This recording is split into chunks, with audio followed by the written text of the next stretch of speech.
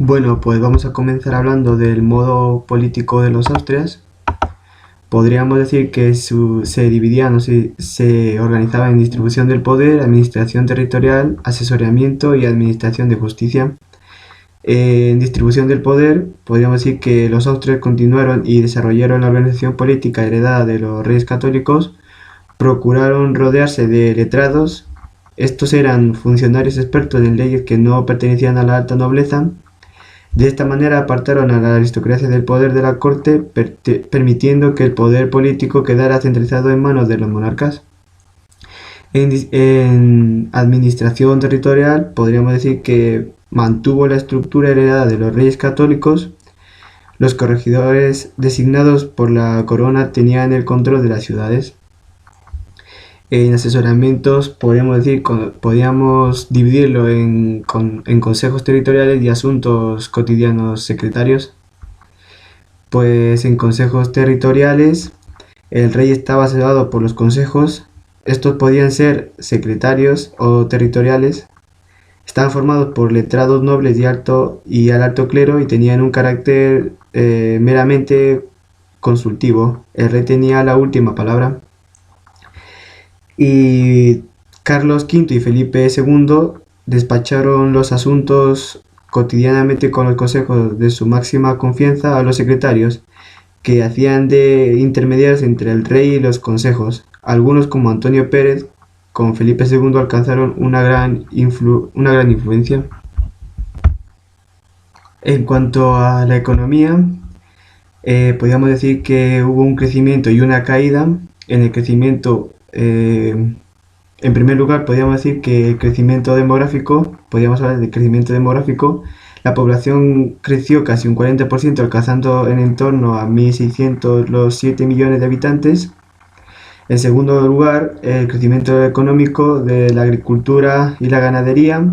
En la agricultura creció impulsada por el crecimiento demográfico y la demanda en América. Mientras tanto, la ganadería y la mesta mantuvieron su papel esencial en la economía castellana. También podríamos decir que las influencias de la producción para abastecer de un crecimiento de la población a la que se le unía la demanda americana y la llegada de grandes cantidades de oro y sobre todo de plata en América propiciaron una fuerte inflación que hizo aún menos competitivos nuestros productos con respecto a otros países europeos. Y en cuanto a la caída de la economía, en la segunda mitad del siglo, las malas cosechas, la subida de impuestos y los gastos bélicos terminaron por extenuar la economía española. Felipe II erró al no plantear una economía más proteccionista que hubiera alentado la producción interior y dificultó el crecimiento importante.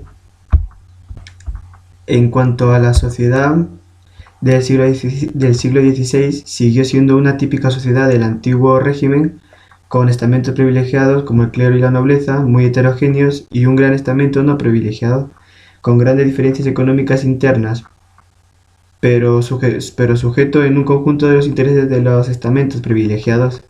En las ciudades de la burguesía inició un débil desarrollo. Los burgueses buscaron ante todo ennoblecerse y engrosar las finales de la baja nobleza. Finalmente, hay que destacar el papel de la raza y la sangre en la sociedad del siglo XVI. Tras las convenciones forzosas en el reino de los reyes católicos, la sociedad española quedó dividida en cristianos viejos y nuevos. Estos últimos fueron marginados y se les impidía el acceso a altos cargos. A menudo fueron despreciados. Se multiplicaron las pruebas de limpieza de sangre, que eran una celebración que consistía en la ejecución en la hoguera en presencia de todo el pueblo. Se producía cuando había una cierta cantidad de condenas por la Inquisición. Y por último, la cultura. Al analizar el mundo cultural en España en el siglo XVI, debemos partir de un hecho esencial. La inmensa mayoría de la población española era analfabeta. La cultura escrita era monopolio de una minoría culta formada por clérigos, nobles o burgueses cultivados. Las universidades, entre las que seguían destacando Salamanca, se desarrollaron aunque siguieron enfocadas hacia la tecnología y a las humanidades, dejando relativamente al lado los estudios científicos. No obstante, instituciones como la Academia de Matemáticas, creada a instancias de Felipe II, como obras representativas estaba La Virgen con el Niño y otro ejemplo, El entierro del conde de Orgaz. En La Virgen con el Niño, óleo sobre lienzo realizado por Luis Morales, El Divino, Museo del Prado, Madrid. Y como último dato podemos hablar de la Inquisición, que es una institución judicial creada por el pontificado en la Edad Media, con la misión de localizar, procesar y sentenciar a personas culpables de herejía. Su objetivo era combatir las prácticas judaizantes de los judeoconversos españoles. Cuando había una cierta cantidad de condenados por la Inquisición, se celebraban los llamados autos de fe. Eran ceremonias que duraban un día entero, desde la mañana hasta la noche, con gran pompa y boato. Comenzaban con una procesión de las autoridades civiles y eclesiásticas, y finalmente los condenados vestidos con ropas infamantes llamadas sanbenitos. Y ahora vamos a hablar de las Indias en el siglo XVI. Hablamos de la primera vuelta al mundo, que fue en 1519, dirigida por Fernando de Magallanes, que era un descubridor del Estrecho de Magallanes. Surcó el Mar del Sur, bautizándolo como Océano Pacífico, y Magallanes pereció en combate con los indígenas. La expedición dirigida por Fernando de Magallanes fue con 5 naves tripuladas por 265 hombres y regresaría a Sevilla después de 3 años. Durante más de 3 meses navegaron sin encontrar tierra. Cuando estaban a punto de morir de hambre, llegaron a las Islas Marianas y Filipinas, donde Magallanes pereció en combate con los indígenas y tomó al mando las 2 naves que quedaban Juan Sebastián Elcano, que fue quien descubrió que la Tierra era esférica. Nació en Guipúzcoa. Al sufrir la pérdida de otra nave, continuó su viaje al frente de la nave Victoria. En cuanto a conquistas, podemos destacar la conquista de México, de Perú y otras conquistas y exploraciones. En la conquista de México, el conquistador Hernán Cortés, que salió de Cuba con un ejército de 400 hombres y desembarcó en el litoral mexicano, dando lugar a la ciudad de Veracruz. Desde aquí se dirigió hacia el interior hasta la capital del Imperio Azteca, Tenochtitlan, que fue el emperador de los aztecas, que fingió someterse a la soberanía de Carlos I.